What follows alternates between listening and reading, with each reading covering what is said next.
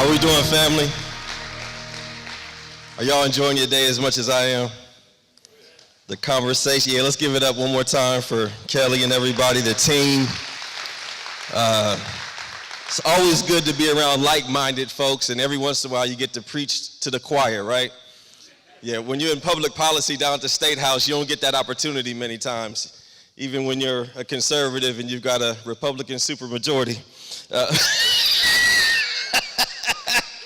We won't talk about that because I know we're recording right now. But y'all can hit me up, David at.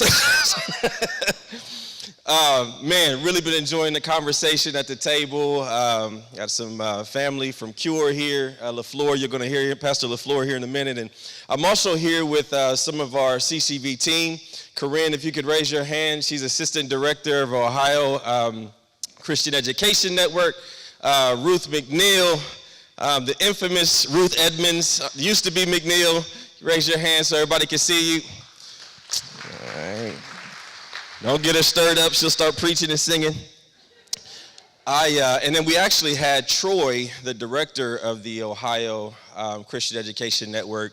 He actually used to run this school system for 30 years. And he popped in. He lives in this neighborhood. I don't know why I got the mic and he doesn't today, but y'all stuck with me. Here to talk about the backpack bill. This is always scary when we do this, but raise your hand if you heard about the backpack bill. Woo, man, if we could have got a picture of that. Thank you. And so what we're trying to do with that is, it is an educational savings account for everyone, that everyone will receive. Right now, you get a similar Ed Choice scholarship if you are 250% below poverty in the state of Ohio, or if you are in a failing school system. This would allow every person. How many knows this just is not just for inner city kids don't just need school choice. Suburban kids don't just need school choice. But somebody who's in this public policy space, which by the way is new to me. I'm 25 years working in school systems and districts all across the country. Urban, suburban, inner city, everywhere from Hartford, Connecticut, down to, over to South Central LA. And one thing that I've noticed since I've been in public policy space is that they like to put us in boxes, right? So the CRT folks, only people worried about CRT are the suburbanites, Only ones worried about crime are the inner city kids. And so I'll go from office to office and I'll talk about how I've been in schools and working in schools for 20-some years. They'll be like, well, Dave, that's just the inner city. And I'm like, I never said that. Right? We're talking about all kids deserve an opportunity. All families, all parents deserve an opportunity to send their kids, their children, to the schools that best meet their child's needs. How many would agree with that? Right? And we have to figure out how we get there and what the details are.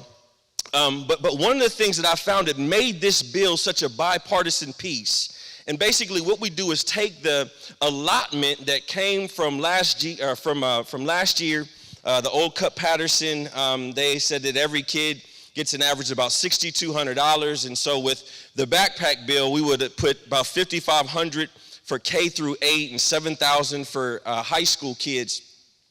And that would go to everybody who would want to be in the program. And so we're working with homeschoolers to figure out what should that look like for homeschoolers. And I'm a homeschool family. My wife and I, or actually really my wife because I was working, and she was raising the kids really on her own because we were teen parents. And so when I would get speaking engagements, I was traveling. And she was home raising the kids because we found out when our kids, we were about 18, had Jessica at 19, we found out that when it came time to put Jessica in the school system, we got the grade card from the public school that she would be going to, the elementary school, and found out they were failing in every area except for the passing rate. Literally. And I knew how my uncle graduated from South High School and couldn't read. Right? He died at the age of 34, illiterate, and I'm thinking that's not what I want for my kids. So we homeschooled, not because it was a philosophical idea, not because we were ultra conservatives. It was because we had no other option and we could not afford a private education. So we homeschooled, and thankfully there was a bunch of other families in our church that also did. I guess my point is today that when we're talking about the backpack bill, this is something that is bipartisan. This is probably the number one bipartisan win we can get, right? Inner city moms, I had an inner city mom. She got married, moved into the Walnut Ridge neighborhood with her child. That's where her fiance had a home. And she asked me what I thought about the schools. I said, Walnut Ridge is my favorite school because it's the roughest school, right? Those are my knuckleheads over there, and I know they won't listen to anybody else, so I love it over there. I said, don't send your child there if you can help it. She did. Within 3 months, her child was coming home depressed. I said, honey, what's wrong with you? Alan, you're getting straight A's. Your mom told me you're doing great. Yeah, I was getting C's in the suburban school, but I'm getting straight A's now. She said, but I know I'm not earning them.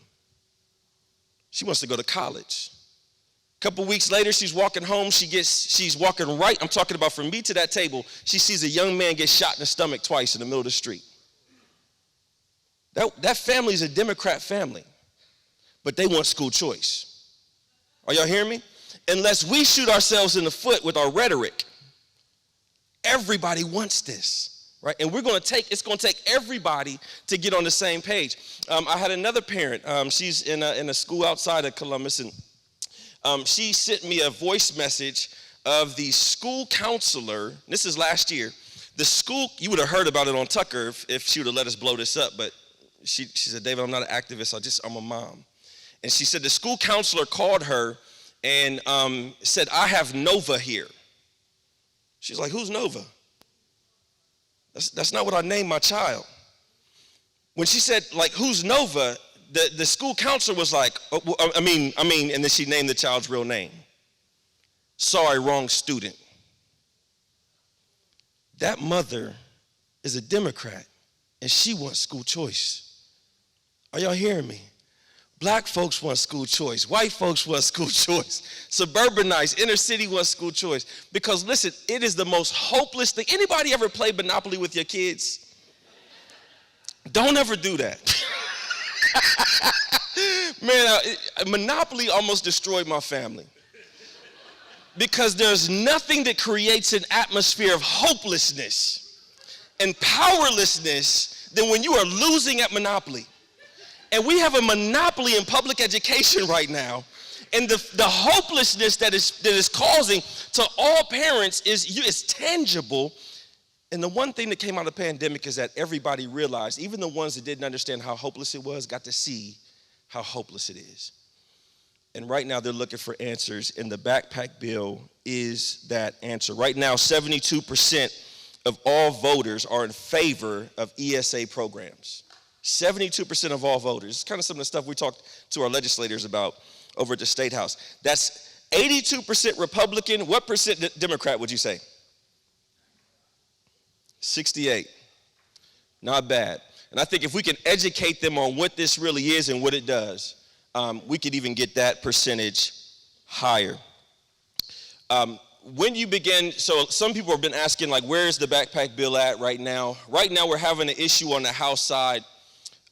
We've got bill language. We have to get a second hearing to get that bill language, put in. Another hearing to get that bill language adopted. And so we're having some issues there. The good news is all three speakers coming in are pro-backpack bill speakers, potential speakers. The top three that are in the running. So that's good. And just like so many of your hands went up to find out, if you knew what backpack was, that's not just you educators. That's parents all across the great state. When more and more of these legislators start receiving those little yellow cards that we have, and more legislators start getting asked the question, where do you stand on backpack? Where do you stand on backpack? The quicker these legislators start talking about backpack. How many have heard about backpack nationally already? Like from national news and things like that. And so this is good. So we're actually making some headway, and we're really thinking that at least by the budget next year, next GA, we could actually be seeing something passed that looks very close to what we're pushing with the backpack bill. Thank you so much for your time. I'll get out of your way, and hopefully you enjoy the rest of your day.